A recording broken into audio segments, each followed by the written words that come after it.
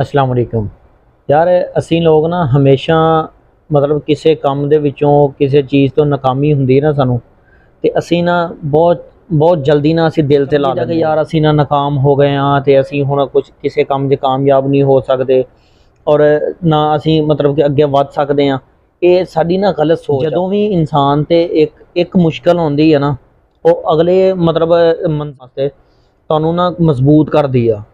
ਜਦੋਂ ਤੁਹਾਨੂੰ ਮਜ਼ਬੂਤ ਕਰਦੀ ਹੈ ਨਾ, ਤੁਸੀਂ ਜਦੋਂ ਵੀ ਤੁਸੀਂ ਨਾਕਾਮ ਹੁੰਦੇ ਨਾ, ਸਭ ਤੋਂ ਪਹਿਲੇ ਚੀਜ਼ ਇਹ ਆ ਕਿ ਤੁਸੀਂ ਮਤਲਬ ਉਹ ਆਪਣੀ ਨਾਕਾਮੀ ਤੋਂ ਤੁਸੀਂ ਆਪਣੀ ਗਲਤੀ ਜਿਹੜੀ ਆ ਫੜ ਲੈਂਦੇ ਆ। ਠੀਕ ਆ, ਜਦੋਂ ਤੁਹਾਨੂੰ ਉਹ ਗਲਤੀ ਦਾ ਪਤਾ ਲੱਗ ਜਾਂਦਾ ਨਾ, ਤੇ ਤੁਸੀਂ ਅਗਲਾ ਕਦਮ ਚੁੱਕਣ ਲੱਗੇ ਨਾ, ਉਹ ਜਿਹੜੀ ਪਹਿਲੇ ਗਲਤੀ ਹੋਈ ਹੈ ਨਾ, ਉਹ ਤੁਸੀਂ ਗਲਤੀ ਨਹੀਂ ਕਰਦੇ। ਦੂਸਰੀ ਗੱਲ, ਜਦੋਂ ਅਸੀਂ ਇੱਕ ਸਾਡਾ ਰਸਤਾ ਬੰਦ ਹੁੰਦਾ ਨਾ, ਅੱਲਾਹ ਪਾਕ ਦੀ ਜ਼ਾਤ, ਇਹ ਦੁਨੀਆਦਾਰੀ ਦਾ ਨਿਜ਼ਾਮ ਆ, ਅੱਲਾਹ ਪਾਕ ਦੀ ਜ਼ਾਤ ਨੇ ਜਿੱਥੇ ਇਨਸਾਨ ਦਾ ਰਿਜ਼ਕ ਲਿਖਿਆ ਆਣਾ, ਉੱਥੇ ਇਨਸਾਨ ਨੂੰ ਉਹ ਰਿਜ਼ਕ ਮਿਲਣਾ ਹੀ ਮਿਲਣਾ। ਮਤਲਬ ਇੱਕ ਰਸਤਾ ਬੰਦ ਹੁੰਦਾ ਨਾ, ਤੇ ਅਸੀਂ ਨਾ ਬਿਲਕੁਲ ਅਸੀਂ ਢੇਰੀਆਂ ਢਾ ਦਿੰਦੇ ਆ। ਅਸੀਂ ਕਹਿੰਦੇ ਕਿ ਯਾਰ ਬਸ ਬਿਲਕੁਲ ख़त्म हो गई हर शय, ਅਸੀਂ ਅੱਗੇ ਵੱਧ ਨਹੀਂ ਸਕਦੇ। ਜਦੋਂ ਇੱਕ ਰਸਤਾ ਬੰਦ ਹੁੰਦਾ ਨਾ, ਤੇ ਅੱਲਾਹ ਪਾਕ ਦੀ ਜ਼ਾਤ ਅੱਗੇ 100 ਰਸਤੇ ਖੋਲ੍ਹਦੀ ਆ। ਮੇਰਾ ਇੱਕ ਦੋਸਤ ਸੀਗਾ, ਜਗ੍ਹਾ 'ਤੇ ਅਸੀਂ ਜੋਬ ਕਰ ਰਹੇ ਹਾਂ, ਇੱਥੇ ਜੋਬ ਕਰਦਾ ਸੀਗਾ। ਕੰਪਨੀ ਨੇ ਪਹਿਲੇ ਮਤਲਬ ਹਾਇਰ ਕੀਤੇ ਬੰਦੇ ਨਵੇਂ, ਤੇ ਉਹ ਕੰਮ ਜਿਹੜਾ ਸੀਗਾ ਘਟ ਗਿਆ। ਕੁਝ ਇਸ਼ੂ ਹੁੰਦੇ, 100 ਇਸ਼ੂ ਹੁੰਦੇ ਆ ਕੰਪਨੀਆਂ ਦੇ। ਜਦੋਂ ਉਹਨਾਂ ਨੂੰ ਵਾਪਸ ਕੱਢਿਆ ਨਾ, ਯਕੀਨ ਕਰੋਗੇ ਉਸ ਟਾਈਮ ਉਹਦਾ ਜਿਹੜੀ ਫੀਲਿੰਗ ਸੀਗੀ ਨਾ, ਮੇਰੇ ਕੋਲ ਬੈਠਾ ਸੀਗਾ, ਉਹਦੇ ਅਲਫਾਜ਼ ਜਿਹੜੇ ਸੀਗੇ ਨਾ, ਜ਼ਾਹਰੀ ਗੱਲ ਆ ਪ੍ਰਦੇਸ਼ਾਂ ਦੇ ਵਿੱਚ ਬੰਦਾ ਕਿਸ ਗੱਲੋਂ ਨਿਕਲਦਾ, ਇਸ ਕਮਾਉਣ ਵਾਸਤੇ ਨਿਕਲਦਾ ਨਾ, ਤੇ ਉਹ ਗਰੀਬ ਨਾ ਇਸ ਕਦਰ ਪਰੇਸ਼ਾਨ ਸੀਗਾ ਕਿ ਯਾਰ ਹੁਣ ਮੇਰੇ ਕੋਲ ਜੋਬ ਵੀ ਨਹੀਂ ਹੈਗੀ, ਮਤਲਬ ਕਿ ਮੈਂ ਹੁਣ ਕੀ ਕਰਾਂਗਾ, ਅੱਗੇ ਜੋਬ ਵੀ ਨਹੀਂ ਮਿਲਣ ਦੀ।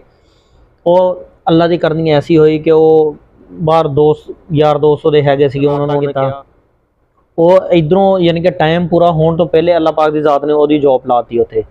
ਮੈਂ ਉਹਨੂੰ ਨਾ ਉਸ ਟਾਈਮ ਉਹ ਸਮਝਾ ਰਿਹਾ ਸੀਗਾ, ਉਹ ਇਹੀ ਗੱਲ ਕਰ ਰਿਹਾ ਸੀਗਾ ਕਿ ਯਾਰ ਜਦੋਂ ਅੱਲਾਹ ਪਾਕ ਦੀ ਜ਼ਾਤ ਨੇ ਇੱਕ ਦਰ ਬੰਦ ਕੀਤਾ ਨਾ, ਸਾਡੇ ਰਿਜ਼ਕ ਦਾ ਵਾਅਦਾ ਉਹਨੇ ਕਰ ਦਿੱਤਾ, ਤੇ ਇੱਕ ਰਸਤਾ ਬੰਦ ਹੋਇਆ ਨਾ, ਤੇ ਉਸ ਜ਼ਾਤ ਨੇ ਅਗਲਾ ਰਸਤਾ ਵੀ ਤੇਰੇ ਵਾਸਤੇ ਖੋਲ੍ਹ ਦੇਣਾ। ਉਹੀ ਗੱਲ ਹੋਈ। ਉਹ ਕੁਛ ਦਿਨ ਗੁਜ਼ਰੇ, ਹਲੇ ਇੱਧਰ ਟਾਈਮ ਹਲੇ ਪੂਰਾ ਰਹਿੰਦਾ ਸੀਗਾ, ਤੇ ਅਗਲੀ ਸਾਈਡ 'ਤੇ ਜੋਬ ਜਿਹੜੀ ਸੀ ਉਹਦੀ ਮਤਲਬ ਕਿ ਲੱਗ ਗਈ। ਤੇ ਉਹ ਫਿਰ ਮੇਰੇ ਕੋਲ ਆਇਆ, ਮੈਨੂੰ ਕਹਿੰਦਾ ਯਾਰ ਤੇਰੀ ਗੱਲ ਤਾਂ ਵਾਕਈ ਠੀਕ ਸੀਗੀ, ਤੇ ਅੱਲਾਹ ਪਾਕ ਦੀ ਜ਼ਾਤ ਇੱਕ ਦਰ ਬੰਦ ਕਰਦੀ ਹੈ ਨਾ, ਤੇ ਅਗਲਾ ਦਰ ਜਿਹੜਾ ਬਲਕਿ 100 ਦਰ ਖੋਲ੍ਹ ਦਿੰਦੀ ਆ। ਤੇ ਅਸੀਂ ਜਦੋਂ ਵੀ ਮਤਲਬ ਕਿ ਕਿਸੇ ਕੰਮ 'ਚ ਨਾਕਾਮ ਹੁੰਦੇ ਨਾ, ਤੇ ਅਸੀਂ ਨਾ ਉੱਥੇ ਢੇਰੀ ਢਾ ਦਿੰਦੇ। ਅਸੀਂ ਕਹਿੰਦੇ ਕਿ ਬਸ ਯਾਰ ਬਸ ਇੱਥੇ ख़त्म ਹੋ ਗਿਆ, ਹੁਣ ਪਤਾ ਨਹੀਂ ਸਾਡੇ ਨਾਲ ਕੀ ਹੋਏਗਾ। ਯਾਰ ਹੋਣਾ ਉਹੀ ਆ ਜੋ ਅੱਲਾਹ ਦੀ ਜ਼ਾਤ ਨੇ ਚਾਹਣਾ, ਲੇਕਿਨ ਜਿਸ ਜ਼ਾਤ ਨੇ ਸਾਡਾ ਰਿਜ਼ਕ ਲਿਖਿਆ ਨਾ, ਜਿਸ ਵਸੀਲੇ ਨਾਲ ਜਿੱਥੋਂ ਲਿਖਿਆ, ਉਹ ਰਿਜ਼ਕ ਸਾਨੂੰ ਮਿਲ ਕੇ ਹੀ ਰਹਿਣਾ ਵਾ। ਨਾ ਕਿ ਅਸੀਂ ਆਪਣੇ ਉੱਤੇ ਉਹ ਮਤਲਬ ਜ਼ੇਨ 'ਤੇ ਸਵਾਰ ਕਰ ਲਈਏ। ਉਹ ਕਹਿੰਦੇ ਨਾ ਕਿ ਅਗਰ ਕੋਈ ਬੰਦਾ ਤੁਹਾਡੇ ਨਾਲ ਗਲਤ ਚੱਲਦਾ ਨਾ, ਉਹਨੂੰ ਛੱਡ ਦਿਓ ਯਾਰ, ਉਹਦੇ ਹਾਲ 'ਤੇ ਛੱਡ ਦਿਓ, ਐਸਾ ਪਿੱਛੇ ਹਟ ਜਾਓ। ਉਹਨੂੰ ਆਪੇ ਬਿਲਕੁਲ ਅਗਰ ਉਹ ਸਮਝਦਾਰ ਹੋਏ ਤਾਂ ਉਹਨੂੰ ਗਲਤੀ ਦਾ ਅਹਿਸਾਸ ਹੋ ਜਾਏਗਾ।